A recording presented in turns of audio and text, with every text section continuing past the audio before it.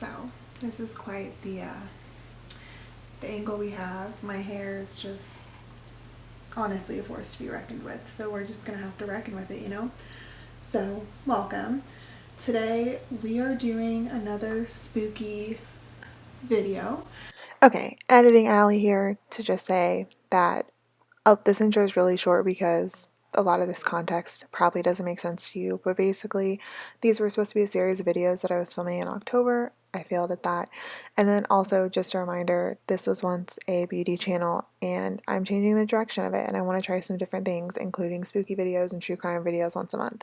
So I'm trying to get on the schedule. I'm trying my best. Work was really busy last month, which is why I didn't complete Spooky October, but we're trying, okay? But yeah. So this intro is super short just for the sake of trying to make sense. Okay, bye.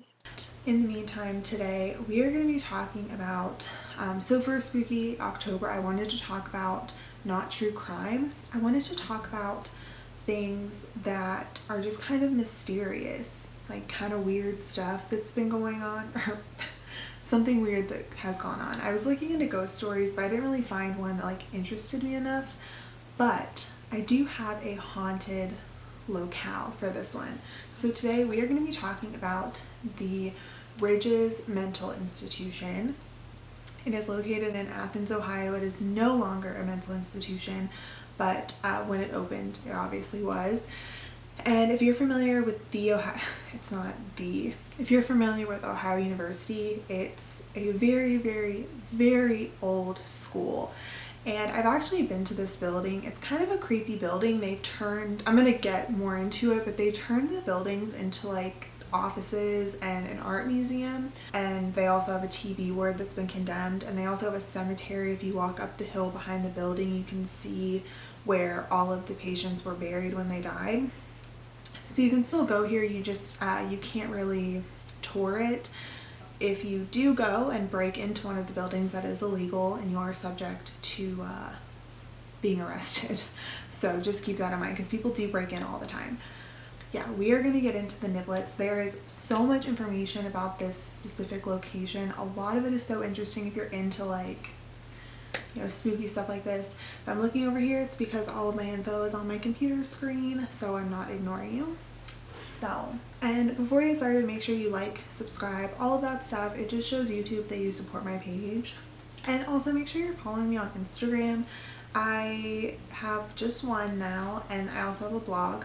So yeah, check that stuff out. So we are going to talk about the Ridges. It opened in January of 1874 as a mental institution, and it was designed initially as a really calming place for residents. It wasn't initially designed like a mental institution. There was like gardens. It was supposed to be a really peaceful place for residents to recover from whatever mental ailments they had. And it's very scenic. If you've ever visited it, we'll put pictures on the screen, but it's very scenic. It's really beautiful. There's actually a farm that's really close by, and Southern Ohio itself is extremely beautiful. I'm from about an hour and a half from Athens, and Athens is also about 30 to 45 minutes away from Columbus and about an hour away from Cincinnati, so it's very centrally located. It's a really, really nice area, very pretty, lots of trees, just absolutely gorgeous. However, because of the business model, it quickly turned into an overcrowded facility. If you're familiar, I know I mentioned American Horror Story in my last video, but American Horror Story Asylum is very much like, if you picture something like that, that is what the Ridges turned into.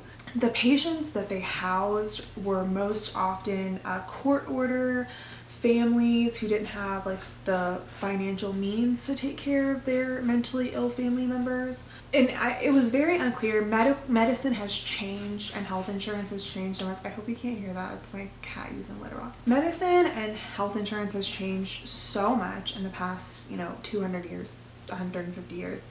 So sometimes it said there was a fee and sometimes there wasn't. It just kind of depends. But from my understanding, it eventually turned into a state-run institution. When the overcrowding started to happen, patients began to be treated very, very cruelly. Lobotomies, electroshock therapy, all that stuff became regular occurrences in the facility. And during this era, Margaret Schilling went missing. And Margaret Schilling is one of the most prominent figures, aside from someone else that we will discuss later, from this time period. There's a lot of lore around Margaret Schilling, but some people say that she went missing while playing hide and seek with some of the nurses, but that seems to be an old wives' tale. So I want to move on and talk about her, because even though, like I mentioned, this institution was started in 1874, that whole era, the whole, first almost 50, 60, 70 years of it operated very peacefully. Most of the deaths that occurred were from things like tuberculosis and, actual illnesses, not based on overcrowding. So Margaret Schilling was the most notable patient by far at the Ridges. She wasn't particularly troubled, so she roamed the facility pretty freely. It is really sad to see pictures of her, though, because when you see her before she entered the institute and right before she died, it is obvious that the institute did not, I don't want to say they didn't treat her well, but like that wasn't a good place for her. I can't seem to find out why she was even in there. Okay, so it looks like there's not a clear, they don't have like a clear definition of what her mental disability was. But back in those times, honestly, it could have been anything. She was a woman, and women were put away for being gay, masturbating. They had some, if you've ever read The Woman in the Wallpaper, the yellow wallpaper, postpartum depression was considered a mental illness, and they told women to just sleep it off. So who knows what her illness was, in fact. But she wasn't particularly troubled, so they allowed her to roam pretty freely throughout the facility. And on December 1st, she went missing. They sent out a search party for her, but she was nowhere to be found. She wasn't found until January 12th, 1979, which is almost, 6 weeks after she went missing. And she was discovered on the top floor in the N20 ward. She had taken off all of her clothes and folded them neatly in a corner, and she was found lying in the middle of the floor. You'll hear a lot of people talk about that stubborn stain. That was her body. They were never able to get the stain out of the floor. They think she likely died from heart failure due to hypothermia. There's something called paradoxical undressing, which we'll actually talk about in my next Spooky October, or maybe Spooky November, where we talk about Dyatlov's Pass. Spoiler alert. It's where shortly before death, people that are dying of hypothermia, they begin to feel extremely hot. And so they'll take off all of their clothes. Most of the time they do fold them neatly. I've actually heard several stories of people folding their clothes neatly. So that's incredibly common. But in fact, they're actually freezing to death. So it had been so long that her body was so badly decomposed that it permanently stained the floor. And that particular building is the building that has now been turned into an art museum, and it's also been turned into offices. Now, the reason that it took them so long to find the body was because that particular ward had been closed. And the reason that it was so cold in that ward was because it had been closed for renovation, so they had turned off the heat. Now, Southern Ohio does get fairly cold, and Athens itself gets pretty cold, and they also have lake effect. Not true lake effect like in Cleveland, but they still have a lot of water by them, so they do get lake effect conditions. So it can get really cold, and especially around Christmas time, it's not uncommon for it to be freezing rain and all that stuff. So it's not surprising that she died from hypothermia. Wow, I timed that perfectly. But anyway, the building has now been turned into an art museum, and students have been known to say that they have seen and heard Margaret speaking to them. Most commonly, they see her write on the walls, "I was never crazy," which, again, like I mentioned before, a lot of women were put into mental institutions for a number of reasons, most of them not even pertaining to what we would consider mental illnesses. So it's not I don't know, I'm more apt to believe this ghost story because of that. So I do want to go back and talk a little bit about the institution itself. I did want to talk about Margaret because she's a big, you know, the most prominent person that ever stayed there. I think I got some inaccurate information. If it clears itself up, I will mention it. But it does say that the Ridges operated until 1970 or 1933, but obviously that's not the case because Margaret Schilling was found in 1978, so just ignore that.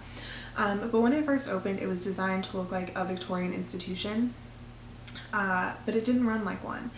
It had holistic treatments such as gardening and meditation.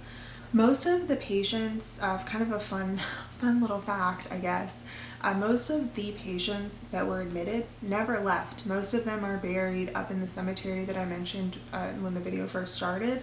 And most of the remains are still on the grounds. They have taken some steps to actually put name placards on the graves because initially there were no name placards. They had a huge TB outbreak, and when that happened, they were just dumping bodies, and a lot of the bodies are stacked on top of one another, but a lot of people have done some research to try to find out who those people are. So you'll see if you ever visit it, there are name plaques on some of them, and some of them are unmarked graves. So it is important to note, like I mentioned, I'm going to mention it again probably, when looking at the records, it's important to note that a lot of the mental conditions that people suffered from would not be considered mental conditions now. Things like homosexuality, masturbation, chronic masturbation, even things like postpartum depression and anxiety, it wouldn't be uncommon for someone to get admitted into a mental institution. Sometimes you'll hear like sickly children, and that's most of the time it's just kids that are really anxious. It wouldn't be uncommon for those children to grow up and become teenagers and then be hospitalized. So epilepsy was also something that people were put into mental institutions for. It's said that the very first patient was a little girl with epilepsy. She was only 12 years old, and her parents believed that she was possessed by the devil. So it is an unfortunate thing when talking about stuff like this that these cases are really sad, because we just wouldn't do stuff like this anymore. I mean, we've taken a turn where now we don't really care about mental health at all as a society, so I think we should find a middle ground. When it was first opened, it was called the Athens Mental Medical Center, and it was first opened on the Coates farm, and even though the hospital wasn't self-sustaining, there were cows and other animals on the property, so they were able to get milk and stuff like that. And that farm was a major revenue for the town, so it was a big deal that they had this like quasi-partnership with the farm. So I do want to move on and talk about the second most prominent patient at the hospital now that we've covered the history and kind of that type of thing. I didn't find a whole lot of information about the TB ward. That's the one that a lot of people break into, even though the one that's supposed to be most haunted is the main building where Margaret Schilling is. So fun fact, the TB ward is the most commonly broken into. It has been condemned.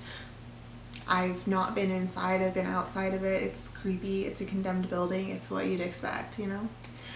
Billy Milligan was the second most prominent, like I said, and his stay at the facility was one of the last ever in 1977. He was also the first murderer to have his insanity deal accepted by prosecutors, which is unheard of. Not much originally remains of the building now. Insane asylum building, mental health facility. Oh, and another fun fact, if you ever do go up to see it, especially at night, there's always police patrolling it, and they can't stop people from being on the property, but they do watch out for, you know, people trying to break in. Billy Milligan was prosecuted for raping and robbing at The Ohio State University in Columbus, and he was one of the first successful cases of insanity, and like I said, one of the last patients. He suffered from multiple personality disorder, now known as dissociative identity disorder. He claimed that two of his other personalities were the ones that actually committed the crimes, and this was a successful defense for him, and also a probable possibility, considering that one of the symptoms of this disorder are gaps in memory after their episodes. So In 1975, Milligan was imprisoned at the Lebanon Correctional Institution for rape and armed robbery and was arrested again in 1977, not long after he was released. Common tale. And this time he was arrested for raping women at OSU. He was identified by one of the women and he was described as being quite nice, with the personality of a 3-year-old girl. This furthered the proof that he was suffering from DID. It took 4 different doctors before he was diagnosed with DID in preparation for his defense. So they really wanted to make sure that he was truly insane. He was in and out of several state-run facilities where they discovered 10 different personalities, but it wasn't until he began seeing Dr. David Call that 14 personalities were discovered, known as the desirables. Hey, Editing Alley here again. Just wanted to mention this is also the character that inspired the character from Split, so the more you know. Arthur was a prim Englishman, into science. Alan was a manipulator. Reagan was a Yugoslavian communist, and the one who allegedly committed the robberies. Adelena, a 19-year-old lesbian, she's the one that committed the murders. Okay, last time, I keep saying murder. It's not murder. He was convicted of rape. Since robbery and rape are often not related, robbery is normally non-violent, rape is normally violent. This furthered the evidence that he was being truthful when claiming that one of his other personalities committed the crimes. In 1977, he was committed into the Ridges, and he, like I said, he was one of the last patients there. He did not die in the institution, though. In 1988, he was released from the hospital after spending a decade in mental institutions. He wasn't just at the Ridges, he was in several mental institutions. And in 1996, he lived in California, where he owned Stormy Productions, and then he pretty much fell off the face of the earth until 2014, where he died from cancer. And as far as we know, he never raped or robbed again. So it seemed that his treatment did work, so who's to say? Daniel Keyes, most known for being the author of Flowers of Algernon, penned the book The Minds of Billy Milligan, and he has since been trying to make it into a movie. There was a second book called The Milligan Wars, but it has yet to be published in the United States because of a lawsuit against him and allegations that the state of Ohio failed to treat Milligan in an appropriate way, which is kind of funny because if he never raped again, or at least as far as we know he never raped again, then you could say that they did treat him correctly. So it is slated to become a movie at some point starring Leonardo DiCaprio as Billy, but whether or not we'll actually see the movie in theaters is still yet to be known. But that's pretty much it. There's not a whole lot, we don't really have any theories like we did for the Lost Colony of Roanoke. I mean, a lot of people still try to theorize what happened to Margaret Schilling. Some people say that she was somehow killed by, one of the nursing staff people or by a construction worker that was working in that part of the building. Some people say that since she was undressed that she had been raped, but there's no proof to any of these claims, and then her stay did coincide with Billy Milligan, but at the same time it's a big place. More than likely they probably weren't on the same floor. And more than likely, if someone is, convicted of raping people, they're not just going to allow them to be in the same place as women. I mean, that just doesn't make a whole lot of sense to me, but what do I know? So there's not really a whole lot to theorize. So this was kind of just a talk thing. The next video I do have will be more of a theory thing, and you can kind of, think about what could possibly happen. But this doesn't really have it. I just found it very interesting because it's, I'm familiar with the place. I've been there before, and it is kind of a creepy place. Like I said, I will insert pictures of some of the stuff, but yeah, that's it, guys. I don't have much else. Thank you guys so much for watching. Again, make sure you like and subscribe before you leave, or dislike. I really don't care. It's all engagement. And leave a comment below if there's something for next month, since I already have the next Spooky October one planned, that you think would be a good idea for November. So leave that in the comments below. Thank you so much for watching. Please make sure you subscribe, and I'll see you in my next video. Bye, guys.